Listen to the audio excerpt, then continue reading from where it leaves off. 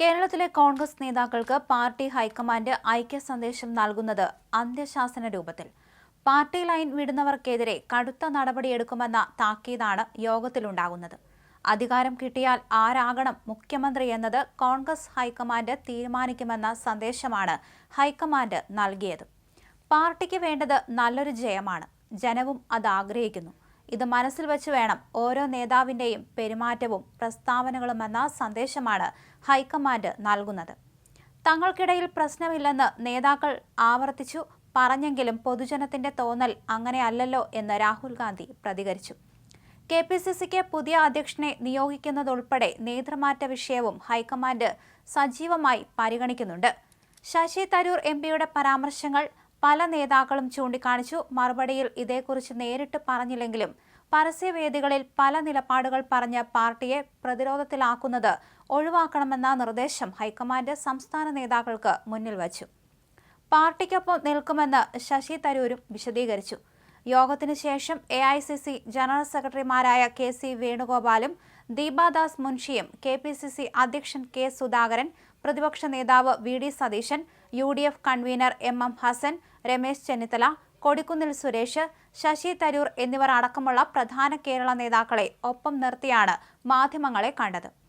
AICC അധ്യക്ഷൻ Mallikarjun Kharge, Priyanka Gandhi MP എന്നിവരും യോഗത്തിൽ പങ്കെടുത്തു. 3.5 മണിക്കൂറായിരുന്നു യോഗം. പങ്കെടുത്ത എല്ലാവരും നിലപാടുകൾ വിശദീകരിച്ചു. ഹൈക്കമാൻഡിനെ അനുസരിക്കണമെന്ന സന്ദേശമാണ് എല്ലാവരും നൽകിയത്. ഹൈക്കമാൻഡിനോട് ചേർന്നു നിൽക്കുന്ന KC വേണുഗോപാലിന് സംസ്ഥാനത്തുള്ള കരുത്ത് ഈ യോഗത്തിൽ തെളിയുകയും ചെയ്തു. 3.5 മണിക്കൂർ നീണ്ട യോഗത്തിന് ഓരോ നേതാക്കൾക്കും 3 മിനിറ്റ് വീതമാണ് സംസാരിക്കാൻ അനുവദിച്ചത്. ആമുഖമായി സംഘടനാ ജനറൽ സെക്രട്ടറി KC വേണുഗോപാൽ സംസാരിച്ചു. നേതൃത്വം ആഗ്രഹിക്കാത്ത വിഷയങ്ങളിലേക്ക് ചർച്ച പോകേണ്ടതില്ലെന്ന സൂചനയോടെയായിരുന്നു ആമുഖം. 100 സീറ്റ് നേടാനാകുമെന്ന ഉറപ്പാണ് പ്രതിപക്ഷ നേതാവ് VD സതീശൻ യോഗത്തിൽ നൽകിയത്. വിവിധ സമുദായങ്ങളുടെ അതൃപ്തി സൂചിപ്പിച്ച PJ കുര്യൻ ഇത് പരിഹരിക്കാനുള്ള ശ്രമം പാർട്ടി നടത്തണമെന്ന് സൂചിപ്പിച്ചു. പ്രചരണ തന്ത്രത്തിൽ മാറ്റം വരുത്തണമെന്നും വിവിധ വിഭാഗങ്ങൾക്കുള്ള പ്രാതിനിധ്യം ഉറപ്പാക്കണമെന്നും 7 പരിപാടിയാണ് VM സുധീരൻ ചൂണ്ടിക്കാണിച്ചത്. ഇത് ശ്രദ്ധേയമായി. മറ്റുള്ളവരെല്ലാം വ്യക്തമായ പദ്ധതികളില്ലാതെ വന്നായിരുന്നു സംസാരിച്ചത്. സ്വന്തം കാര്യവും ആത്മവിശ്വാസങ്ങൾക്കും അപ്പുറം ഒന്നും നടത്തിയില്ല.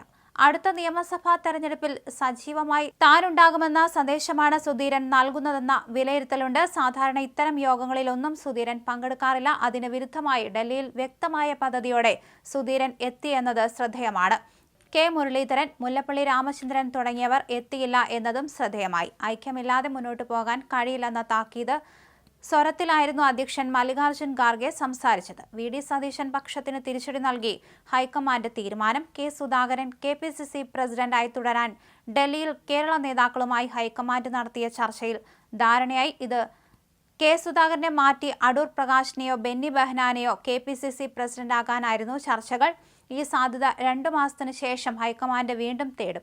അതിനിടെ നേതൃതലത്തിൽ തന്നെ ഒറ്റപ്പെടുത്താൻ നീക്കം നടന്നുവെന്നും താൻ ദുർബലനായെന്ന പ്രചരണത്തെ ആരും പ്രതിരോധിച്ചില്ലെന്നും സുധാകരൻ തുറന്നടിച്ചു. തനിക്കും VD സതീശനും ഇടയിൽ ഒരു പ്രശ്നവുമില്ലെന്ന് KPCC അധ്യക്ഷൻ K സുധാകരൻ യോഗത്തിൽ പറഞ്ഞു. എല്ലാം മാധ്യമങ്ങൾ ഉണ്ടാക്കിയതാണെന്നും അദ്ദേഹം പറഞ്ഞു.